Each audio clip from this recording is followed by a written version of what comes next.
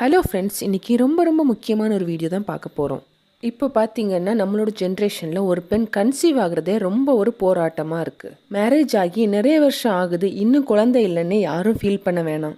இன்னைக்கு வீடியோவில் என்ன பார்க்க போகிறோம்னா, ஒரே மாதத்தில் ஈஸியாக கன்சீவ் ஆகுறது எப்படின்னு தான் பார்க்க போகிறோம். வீடியோ ஸ்கிப் பண்ணாமல் கடைசி வரைக்கும் பாருங்கள், அப்போ தான் உங்களுக்கு தெளிவாக புரியும். வீடியோக்குள்ளே போகிறதுக்கு முன்னாடி ப்ரெக்னென்சிக்கு ட்ரை பண்ணக்கூடியவங்க நான் சொல்லக்கூடிய சில முக்கியமான விஷயத்த ஞாபகத்தில் வச்சுக்கோங்க. ஃபர்ஸ்ட்டில் ரொம்ப முக்கியம் என்னென்னா, குழந்தைக்கு ட்ரை பண்ணுறவங்க ஹாப்பியாக இருக்கணும். அதாவது ஸ்ட்ரெஸ், டென்ஷன் இல்லாமல் கூலாக ரிலாக்ஸாக சந்தோஷமாக இருந்தால் மட்டும்தான் கரு ஈஸியாக ஃபார்ம் ஆகும். இதை எப்போவும் ஞாபகத்தில் வச்சுக்கோங்க. நீங்கள் டென்ஷன் ஆகுறதுனால என்ன ஆகும்னா, நம்ம பாடியில் தேவையில்லாத ஹார்மோன் சேஞ்சஸ் ஏற்பட்டு கரு ஃபார்ம் ஆகுறது கூட டிலே ஆகும்.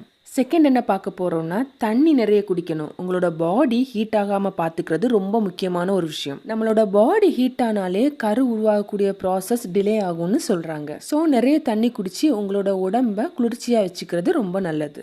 மூணாவது விஷயம் என்னென்னா, பேபிக்கு ட்ரை பண்ணுறவங்க ட்ராவல் பண்ணுறதை கொஞ்சம் அவாய்ட் பண்ணலாம். அதாவது பீரியட்ஸ் வந்த 15 டேஸ்க்கு அப்புறம் கொஞ்ச நாள் அலைச்சல் இல்லாமல் வீட்டிலே ரெஸ்ட் எடுக்கிறது கொஞ்சம் நல்லது.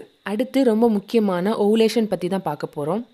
கருமுட்டை உருவாகி வளர்ந்து உடையிற ப்ராசஸை தான் ஓவுலேஷன் சொல்லுவோம். இந்த ப்ராசஸ் ஒவ்வொருத்தருக்கும் ஒவ்வொரு விதமாக மாறுபடும். சில பேருக்கு 28 சைக்கிளில் இருக்கும், சில பேருக்கு 30 டேஸ் சைக்கிளில் இருக்கும். இந்த ஓவுலேஷன் ப்ராசஸ் எப்போ நடக்கும்னா, ஒரு பெண்ணுக்கு பீரியட் வந்த 14வது நாள்லேருந்து 22வது நாளில் நடக்கும். கணவன் மனைவி இந்த நாட்களில் சேர்ந்து, அதாவது இன்டர்கோர்ஸில் இருந்தால் கண்டிப்பாக கரு ஃபார்ம் ஆகும். ஃபார் எக்ஸாம்பிள், ஜனவரி 1 உங்களுக்கு பீரியட் வந்த நாள்னா அந்த டேலேருந்து கால்குலேட் பண்ணுங்கள். 14வது நாள்லேருந்து 22வது நாள் வரைக்கும் டெய்லி ஆர் அல்டர்னேட்டிவ் டேஸில் கூட நீங்கள் இன்டர்கோர்ஸில் இருக்கலாம். ப்ரெக்னென்சிக்கு ட்ரை பண்ணுறவங்க இந்த டேஸில் காண்டாக்டில் இருந்தீங்கன்னா கண்டிப்பாக 100% ஷூராக ஈஸியாக கன்சீவ் ஆகிடலாம். அடுத்து ரொம்ப முக்கியம், ஹெல்த்தியான ஃபுட்ஸ் நிறைய எடுத்துக்கோங்க. அதாவது பச்சை காய்கறிகள், பழங்கள் உங்கள் உணவில் நிறைய சேர்த்துக்கோங்க.